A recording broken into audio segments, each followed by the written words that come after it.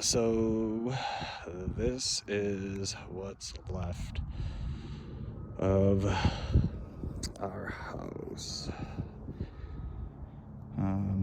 Noticed some of the other neighbors. As you can see, the neighborhood's kind of gone, but some of the other neighbors threw some flags up, so figured I would as well.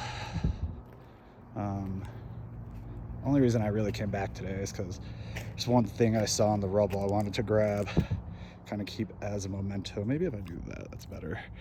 But as you can see, just burned to a crisp. This was our garage originally. It's my stereo right there on the ground. Little mini fridge, deep freeze, full of burnt crisp Costco goods. Fortunately, we had just stocked it right before. Over in that general vicinity, all my childhood memories, all my sports memorabilia, tools, random stuff. But yeah, that corner has a lot of stuff. I'd usually be wearing a KN95 right now, but just for the sake of making this video, I took it off. But this was our front porch where all this is. You can still see some of the railings from it. Hit stairs that led up there into the house. 2 stories. We were the tallest house on the block. And to be honest, I mean, it isn't really safe. I haven't been inside the pit or anything, or even walking around. There's so many just rusty screws and nails. You just gotta really be careful. This used to be a boat. You can still see kind of the tail end. That was a boat. Some weights made it. That's about it. Just walking around the side of the house. Take a look in the pit. What was our house? That's right down there. Was the metal part of our fireplace. Over there, you could kind of under those beams, you could see our living room table, hot water tank, washer dryer, remnants of a refrigerator, our kitchen sinks. Somewhere down under that pile was my wonderful, lovely triathlon bike that I will dearly miss, but will reclaim one day. My bedroom was on the top floor, so this would have been the main floor here, basement down there. So from the looks of the way things burned, it kind of burnt and fell in. Because that's a bed frame from the top floor, but it was in the back corner, so I feel like everything fell through the center. To be honest, I cannot see a single thing that looks like it belonged in my bedroom. Obviously lots of broken glass and stuff. The remnants of our neighbor's house and their garage. Actually, you could see kind of everywhere. All the houses are gone. Everything over there was burned. Everything behind, everything back there. That whole street just goes and goes. Those houses got lucky. It kind of skipped there, but on the other side, total destruction, just like my block, unfortunately. This was our wonderful back porch deck. That remnants right there was our in-deck hot tub. Got really hot, I'm sure. Bad joke, sorry. Excuse me. Yeah, so, our smoker, our barbecue, our grill. We had a huge backyard. You can see there's nothing left as far as the trees that were just planted. That pear tree might survive, I don't know. But, yeah, nothing. Our fire pit that we mostly couldn't use because there was all these fire bans here. Had some wonderful fires. Our next door neighbor's back lot. This is an old town. A lot of people have been here 50, 60 years, and they've gathered a lot of things. Over on that corner was Old Man Rivers. He's like the old school dude here, and he had lots and lots full of stuff. But so yeah, backside of the hot tub, where our barbecue was. I find it funny, the entire compressor basically burnt, except for just like a few small components. But, whatever. I'll show you, I wish I brought my gloves. Show you one of the ways you can tell how hot these fires got. You know, just this was a storage shed over here, a bunch of random stuff. And this was the side of our house, obviously. But this wonderful sword-looking thing right here is actually metal. If I could make it, you can hear it broke. I don't know if it's I don't know what it is, what kind of metal or what element it is, but you could see that whatever it was got so hot it melted and flowed into a stream. You can see another one over there too. It's just amazing. That is what's left of our neighbor's house. And coming back around the front, just kind of seeing just rebar and beams and stuff. Yeah, I wonder if maybe somewhere, that's got to be, I'd say a couple feet deep, that whole debris pile going down. 2 feet, I'd say, maybe a little more, give or take, maybe a little less. But wonder if there's any hidden treasures down there. I know a lot of people went and started sifting and raking. I do have a shovel and rake that the Red Cross gave me, but I mean, I don't expect to find anything. The only thing, and that's, like I said, the reason I came here, was this was the corner of the garage where a lot of my belongings were stored. That rusted piece right there looks like a ghost and skeleton. That's actually one of my mother's Halloween decorations that I had been storing for her. That hunk of metal is actually 2 hunks of metal. That's mine and my girlfriend's cruiser bikes, kind of melded together. Sometimes I wonder if I could take mine home and like clean off the rust and with some Coca-Cola, which I've actually used before to clean rust, and paint it up. But yeah, I don't know if that's even worth the trouble. It would be more for just a keepsake. But yeah, in this pile of ash, there's another decoration right there. But yeah, 37 years of, you know, sports memorabilia. Growing up in Chicago in the 90s as a Bulls fan, I had so much Bulls and Michael Jordan. Just everything.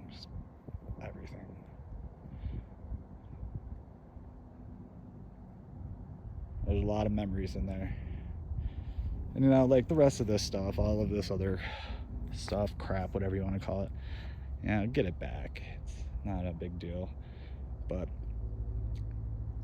you know, and honestly, the physical items I lost, even though they, you know, they did have some monetary value, I have the memories of them. I have the emotional connection that I had with them still. So, you know, they may be gone, but that's not gone.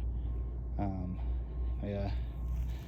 See, my spare bike chain, some bike tools. But yeah, those horseshoes, that's actually what I came back for. I was gonna clean those up and maybe spray paint them some kind of metallic color or something, make them look nice, and give them to me and the roomies. It's kind of a memento. I don't know if they'd want it. I think they would, but it's kind of an experience we've all went through together and in our own ways at the same time. But yeah, just houses and debris just everywhere. You see another house back there, another one back there, all the way back that way somewhere on the other side of that crap is this guy had a wonderful property. I always admired it. But yeah, everything across the street, You know, on the next block over, across the street there, across the street there, just total destruction. You know, but then there's houses back there that survive. There's a few of them that caught on fire. And then we got that there's a big park over there, you can kind of see it. But on the other side of that park is a shopping complex, and behind that shopping complex is the now infamous Sagamore neighborhood. That was a absolute loss. Every single house. I think there was one house in the entire neighborhood, which unfortunately is kind of the case with a lot of neighborhoods. They just lost, you know, absolutely everything except for a few houses. But you know, our garbage cans melted. I'm guessing, oh, these are the remnants of our garbage cans. Those are Nespresso pod cups, which are recyclable, and I guess they're pretty sturdy. Just the random stuff. One of my roommates is a liquor rep, so you could see you know, random things that he has. You know, there's tons of flasks. I wondered if when any of the police or firefighters or FEMA or anybody came through and saw these, they thought my house was just full of alcoholics, but they were all promotional stuff. I'm trying to remember what that thing is, but it's very indiscernible. But anyways, that's the tour of what's left for my house. We used to have lawn, by the way. All these people did. That all obviously burnt very, very quickly. I'm sure it was absolutely dry. There's another family back there coming to do some stuff. They got their American flag now too. Kind of happy I did it. But anyways, you know, if you took a look at this, you know, there's not really much to see, but I think maybe this gives you a sense of the destruction. You know, as I said, other neighborhoods, like we do have houses over there, but on the other side of those houses, just absolutely gone. And I don't know if during this video, if you've seen all the cars coming through, there's just so many disaster tourists, as Megan liked to call them the other night. You know, just driving through and seeing the destruction, which, you know, even though this is my pile of destruction here, when I drive past the other neighborhoods, you know, no more than a mile north or a mile northeast or a mile east, that are, you know, just as bad as this area right here, if not worse. You can't see on the other side of the trees, but there's so much more destruction. That neighborhood over there, though, is just absolutely lucky that it's not a complete loss either. The fire originated somewhere in that vicinity. Maybe, I'd say, if I had to guess, maybe 2 miles to the west, but with up to 115 mile-an-hour gusts, that was pretty hard to stop. And that's one of the reasons why the fire burnt so sporadically, you know, leaving houses, you know, 5 or 6 houses over there, you know, nothing on the other side, and jumping, you know, across highways. It was just, you know, when I was leaving my house after the fire marshal came and knocked on the door and told us I had to evacuate, which I had no idea that there was actually an evacuation. Our town wasn't the best at that. There's a warning siren, you know, emergency alert system over there that they could have used. I know that there is a thing you could sign up for if you have your you know, if you only have a cell phone to get emergency alerts, but that I didn't even know existed, as many other people in my area. But long story short, I only had about, I think I was in and out from the time I got the knock on the door to the time I left with 2 bags, a computer bag, a backpack full of some clothing, and my roommate's dog. It was about maybe 5 minutes, if even that. And just kind of kitty corner over there as I was pulling out of the neighborhood. It's when I saw my first flames, actually, in this area. It was already smoky, like extremely smoky, prior to that, but you know, we all made it out alive. We're all here. but it's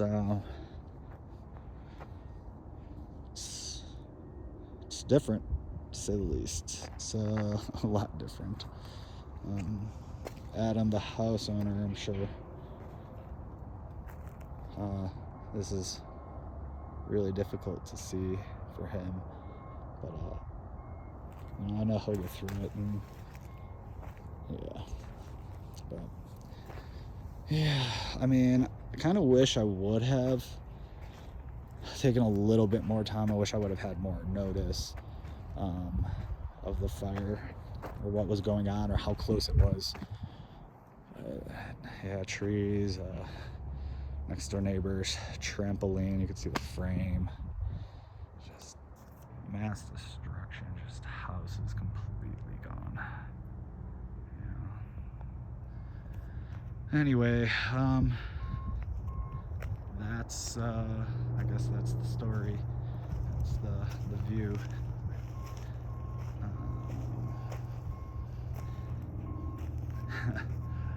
Hot tub melted. You can still see some of the liner. It's kind of weird. I'm surprised that didn't burn. It looks fibrous. The lines that came down and burned. You know, even if our house, you know, hadn't burned down, you know, who knows what the condition on the inside would have been. You know, what damage, what we would have had to replace anyways. Would I have much rather have my house still standing? Yes, absolutely. The important thing is everybody is okay. Alright, well, there's not really much else for me to say. I will say there's a lot of scrap metal. That's another thing, people coming through the neighborhoods trying to scavenge things and steal one of the other neighborhoods that was a total loss. Very affluent neighborhood, very, very large, expensive houses. The day after the fire, the police already started arresting people trying to go into the houses that survived and steal stuff since they knew nobody was in the neighborhood.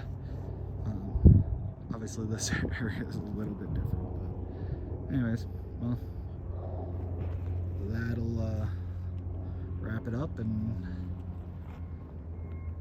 maybe the next time I make a video, it'll be of the new house that stands here and replacement. So final message, guys, everything's material, you know, everything I lost.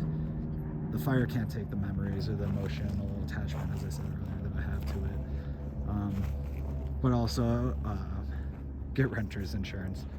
I'm one of those people that, unless I am required to have renter's insurance, I usually don't get it. You know, you never think it's going to happen to you, or you always say, well, you know, what do I have to lose, or whatever. I mean, we all have stuff to lose, but monetarily, material possessions. But yeah, get renter's insurance. It just, if anything were to happen, it makes things a little bit easier. And it really isn't that difficult or expensive to get. And, you know, you always say you think it's not going to happen to me, but until it happens. There's some more bikes that got lost, but beds. Anyways, maybe I'll try to figure out what this stuff was, but I don't want to get like mercury poisoning or something, so I'll just leave it. Anyways, thanks guys. Take care.